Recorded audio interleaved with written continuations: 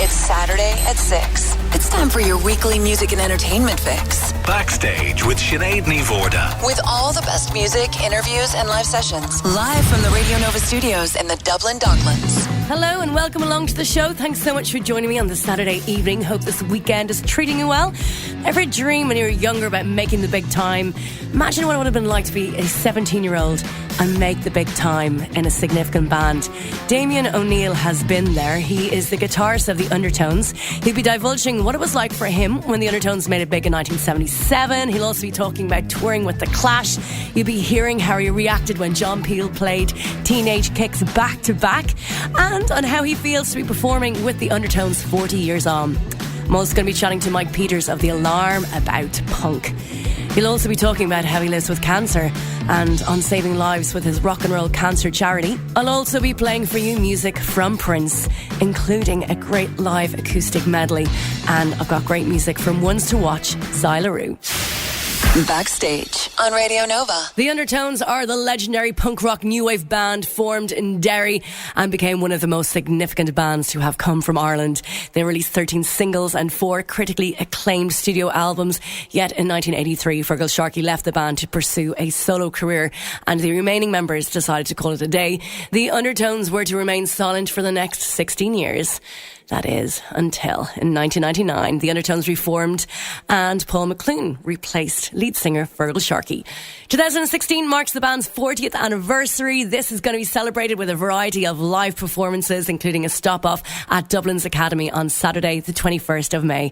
So ever wonder what it would have been like to be 17 and make the big time in an incredible band and at the height of the punk movement? Well, Damien O'Neill, guitarist with the Undertones, will be telling you all about it. He's joining me backstage very soon, but first let's take this one from the Derry band. From the Undertones, this is Here Comes the Summer on Radio Nova.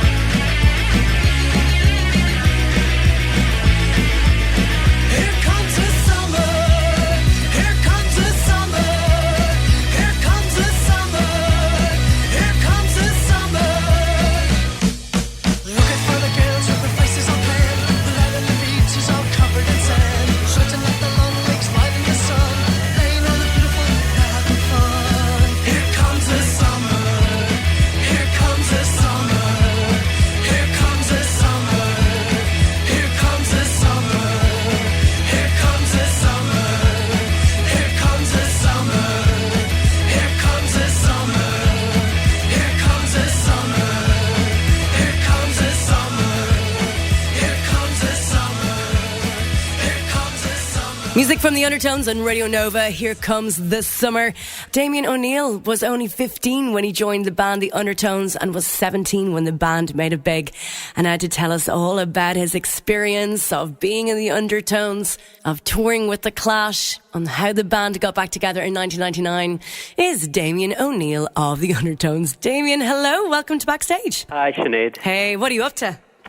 You do really want to know? I'm painting my in-laws' house at the moment.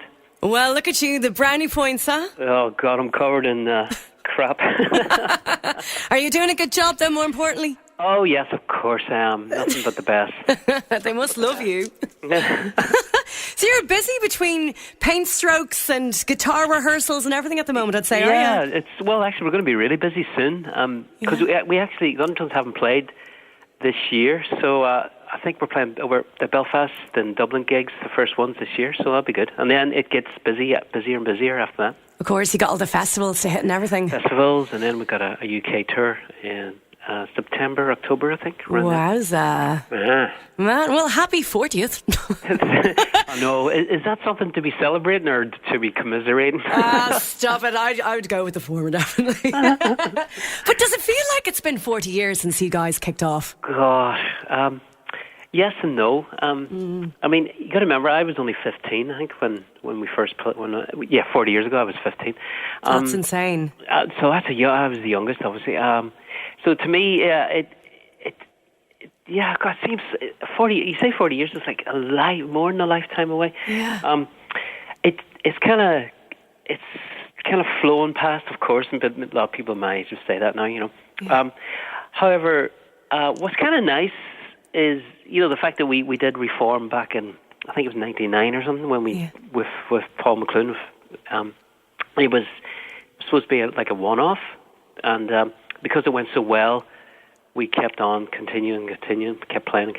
And I think these days we're just a lot more relaxed about playing live, and there's no pressure.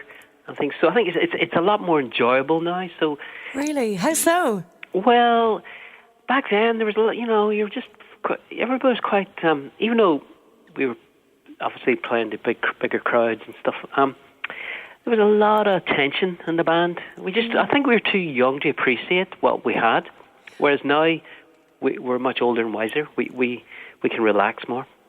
Well, that's good to hear. Yeah. And when he formed in 99, Fergal didn't want to rejoin the band. No, we didn't even ask Fergal because we knew he wouldn't. He would say no. Because after we split, you see, I think Fergal we got the impression Fergal just, that's it, you know. Undertones was past. He never even wanted to talk about it or anything to interviewers. So we kind of knew he went his own way. So there was no point in even asking Fergal. So that's why, see, Paul was a friend of Billy's, the drummer. Paul was in a band with Billy actually after the Undertones. So, so I didn't know Paul personally myself, but I think Mickey and Billy did. So he was sort of the natural one to ask. So that's how that came about. He's a gas man, Paul. He was really nervous too, because big shoes to step into, really, isn't it? You know, doing a Fergal. But Paul, he was great. You know, just wonderful. Just did it so well. Obviously, it had to be somebody from Derry as well. Yeah, of course, yeah. But yeah, he's such a character. I was doing a media panel with him at BIM College, the music college here, and couldn't even get a word in edgeways. And I said after him, for God's sake, you some gob. And he's like, coming from you, that's saying something. That's a compliment. Like, I hear. He does talk too much. He talks a lot once he starts. Man, no, there's no shutting him up. But I have to say, he's one of, as you probably would agree, he's one of the funniest people in the world I've ever known. Actually, he's so funny. That really helped us, and all the reason why we got him in. He was, you know, I mean, when you get him onto doing impersonations of people, he's just the best. Okay, I'll ask that next time I see him. Yeah. Okay. So going back again, like you were saying, you were 15 when you started. I still can't get around that age, because was it you were 17 then by the time you went to John Peel and stuff? Cakes and all that. Yep. Yeah. Which is still so very young, and I'm very young, 17, if you know what I mean. Very green, naive. We were all very naive, but me particularly. But at the same time, Sinead, I had maybe because I was still young, I don't know, I had the best time of them all as well. I can well imagine. I bet you're the most popular kid in school. Got lucky with all the ladies, huh? Well, no, I don't know about that. No? Don't know about that. No comment. Oh, yeah. A couple of stories there, I'd say. Well, there might be. Maybe to be revealed someday, but not yet. Okay, if anyone's out there and wants to let me know. What was Damien really like? But yeah, because no, I don't know. I see. At the time, I just because I was younger. Actually, I didn't have a girlfriend or anything like that, and whereas the rest of them did, and they all wanted to just kind of settle down. So I think I was the one that really wanted to tour the world, etc., have fun. Whereas they were a bit more reticent about it. They didn't like leaving home so much. Isn't that the dream for every boy, to be in a rock and roll band and tour the world? I mean, I think they you know, these days they kind of regret, because we turned down so much. We turned down a lot of touring, you know, country, like we got offered Japan, Australia, etc., and we never did it. Why? Because certain members didn't want to do it, didn't want to be away from home and all that. Oh my God! Is that not what led to the whole breakup with Sire Records and moving on to a major label? No, that's nothing to do with that. Sire, the problem with Sire was they really when we did tour America, we couldn't find our records in the record stores. There was no promotion, no distribution. Wow. So that really, really cheesed us off, So we eventually left the company. Yeah, because I saw you went on tour with The Clash and then you went back again for a headline tour. Yes. But I do want to ask you about touring with The Clash. What was that experience like? Here's a great example. Actually, we got offered a full 6-week American tour of The Clash. Unfortunately, some of the members of the band didn't want to do 6 weeks, so we had to compromise and just do 2 weeks. Can you imagine 6 weeks with Clash? I mean, any other band would have been, wouldn't have turned that down. No wonder there was inner turmoil going on with the band. I mean, how did it turn? But that's the way it was. It was always a kind of compromise all the time. It was a catch. Anyway, I'm not complaining. We had you 2 did it 2 blissful weeks weeks with Clash, and they were so nice to us. It was great. So, Damien, before you divulge your memories of touring with The Clash, I'm going to play another tune from the Undertones. This is the classic punk anthem, Teenage Kicks, on Radio Nova.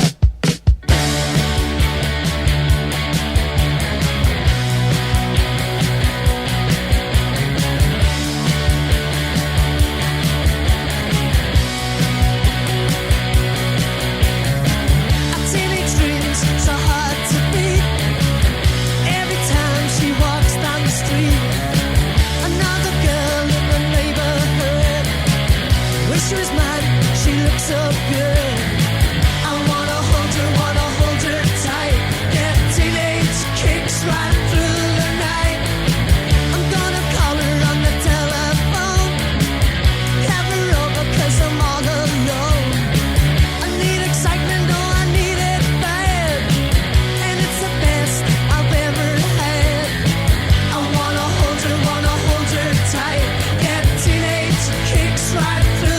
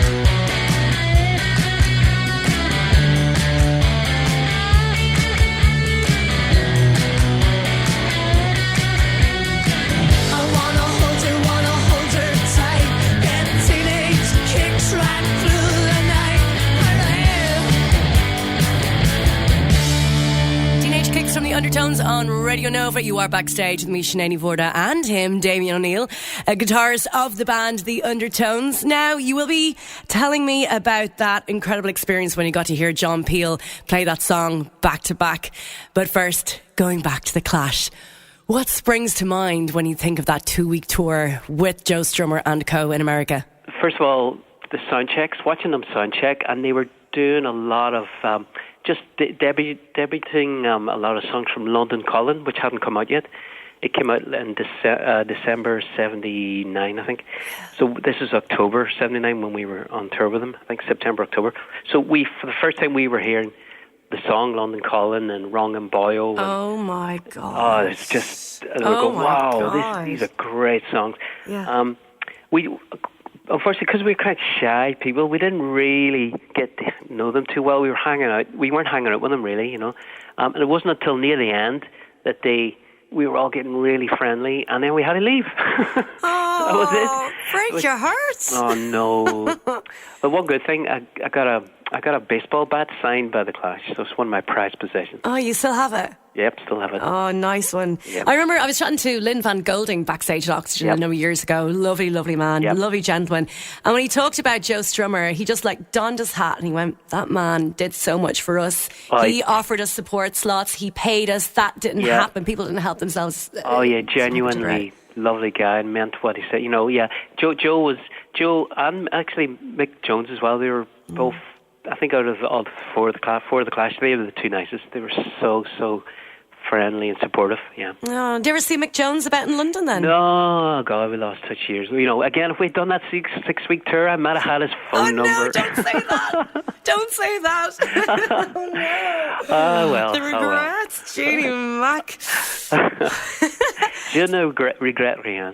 Je ne regrette rien, exactly. Man, what do you remember of that whole John Peel thing? I mean, that was quite something, and it's something that's gone down in history, but the fact that he, you know, reckoned that Teenage Kicks was his favourite song of all time, and getting you guys over to London, what was all that like? 'Cause, yeah, you were 17 at the time, weren't you? Yeah, well, that's great. I mean, we adore John Peel, but, you know, we religiously listened to his show every day. So the fact that he played our song, not even once, but twice on the same night when he first played it, was, God, that I still remember to this, you know, I still remember just being in the house. We were all listening around and listening to the radio, and after he'd done that, we were like, cock a hoop, you know, you couldn't believe the phone was ringing off the hook. All our friends go, he played it twice. So it was a dream come true, and then getting to meet him, you know, eventually, and when we came over, and he was so sweet.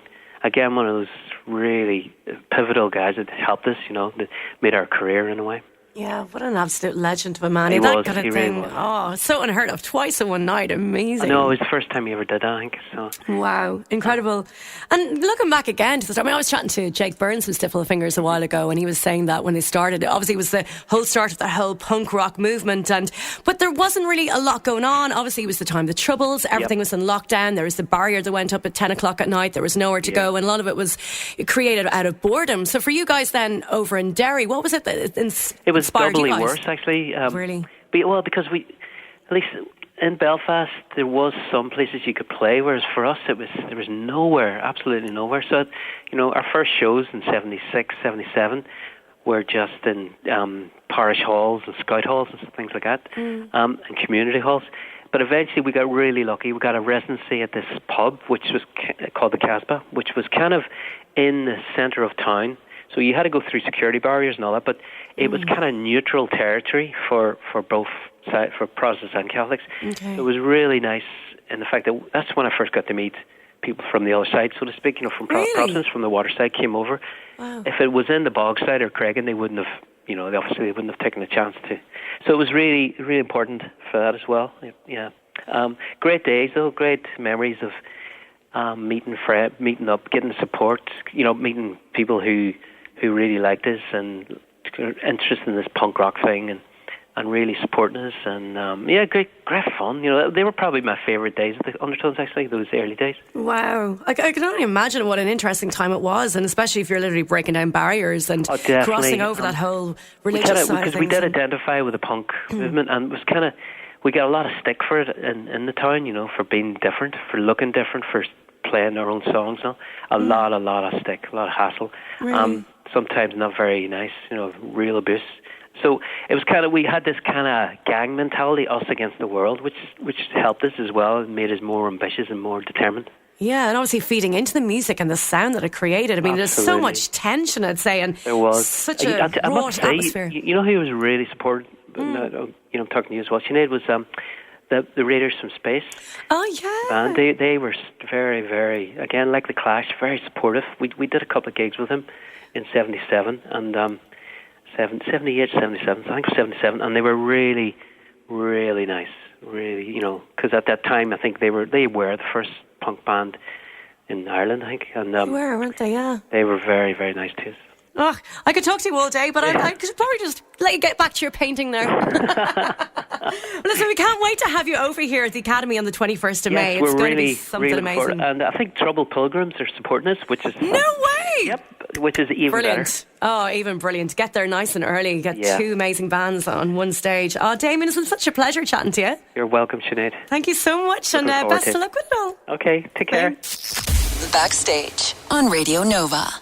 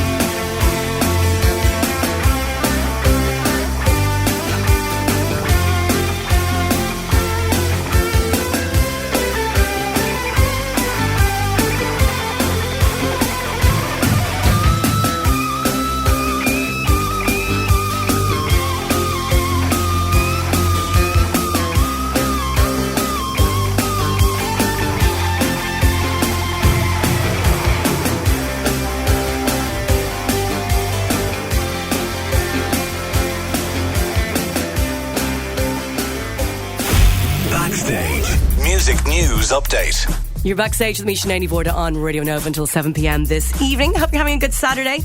We just heard Prince there a moment ago, and one of my favourite songs from the legendary artist I Could Never Take the Place of Your Man. And now to help bring us up to date on the latest in Prince and other music news is Gareth O'Connor of Radio Nova. How's it going? Hi, Sinead. How are you? I'm good, good. Very exciting Prince news, actually. Yeah. KSTP in Minnesota, that's the local station there. They're reporting overnight that a vault containing unreleased Prince material has been drilled open at Paisley Park in Minnesota. That, of course, is Prince's home. Yeah. The trust, given temporary authority over his estate, opened the vault, to which Prince apparently only had the code, according to this channel. Really? And apparently it's a complete treasure trove of material. And apparently there's so much music there, the estate could put out an album a year for the next century. So that's a lot of stuff. A lot of stuff. And apparently the vault, it's kind of mysterious. It was a giant room with shelves of material, and the vault was sealed with a large spinning wheel. So how How cool is that? Yeah. Oh, I love him. Mysterious Even more. and cool. Yeah. But his sister claimed earlier this week that the singer had no will or trust, of course, according to paperwork that was filed. So we don't know who's going to have authority over this, but at the moment the estate seems to own the material. So we could have a lot more Prince stuff on the way. Oh, great to hear. There'll be more stuff on the horizon from And the amazing, like his material at number one all over the place. I went into my local music store the other day and all the Prince stuff is gone. Everything. Wow. Yeah. Amazing. So Prince very much alive in terms of his legacy. Absolutely. Alive in people's hearts. Oh, rest in peace. Okay, moving on now to what we're going to do. Morrissey has got quite exciting news. Morrissey's been in the news a lot recently. Yeah. You would wonder, is there something happening behind the scenes with the Smiths? I know it's been knocked on the head, the talk of a reunion and stuff, but apparently there's a biopic. Stephen has begun filming, and that's, the story of his upbringing in 1960s Manchester. Director and co-writer Mark Gill explained during the early stages of pre-production it's a love letter to Stephen Patrick Morrissey and Manchester, and it's starring the relatively unknown Jack Lowden, and it's being produced by Orion Williams and casting director Shanine Biag, and they also worked on, you might have remembered, the Ian Curtis biopic Control. There's no release date at the moment, but one wonders what Morrissey himself thinks of that, because he has an opinion on everything, of course. Of course he does. So he's not involved with this then now? I'm not sure. It's not really clear at the moment. But he did knock that talk of reunion on the head recently, so who knows what's going on there. He's very sick of hearing that question. And finally, our last bit of news. This next rock band are big footy heads. Kasabian. Leicester, of course, about to win the Premier League, because they're about to possibly win, if they beat Manchester United tomorrow. But Kasabian have announced a huge gig at Leicester City's King Power Stadium to celebrate this amazing season they've had. They're going to have a special one-off gig at Leicester City's football ground, and the band went on Twitter, where else, to reveal the forthcoming show.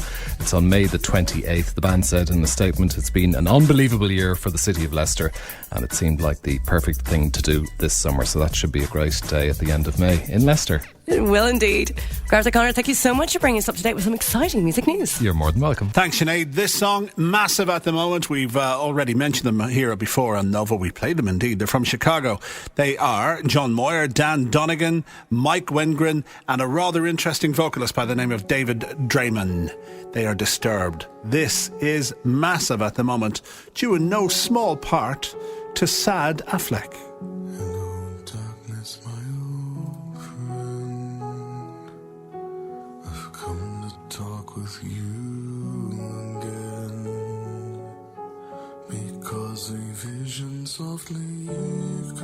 Simon & Garfunkel's folk classic, The Sound of Silence, topped the American charts for 2 weeks back in 1966, 50 years ago. Now it's been revived in no small part to a viral video dubbed Sad Affleck. Ben Affleck reacts in an interview to questions about bad reviews and critiques of Zack Snyder's Batman v Superman Dawn of Justice. You would have seen it by now. Henry Cavill and Affleck sitting alongside him. And while Henry Cavill answers questions in detail, Affleck sits silently, staring off into the distance. And the iconic Simon & Garfunkel tune, cue that. So The Sound of Silence is now back in the Hot Rock Top 10 chart. Disturbed, we like it a lot. And you will hear it a great deal in the coming weeks on Nova.